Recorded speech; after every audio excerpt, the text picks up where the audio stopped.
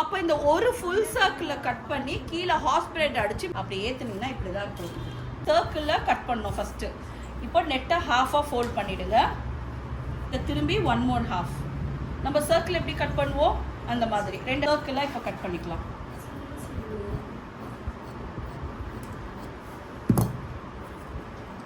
இப்போ we got a circle. இந்த சர்க்கிளில் half the way fold பண்ணணும்.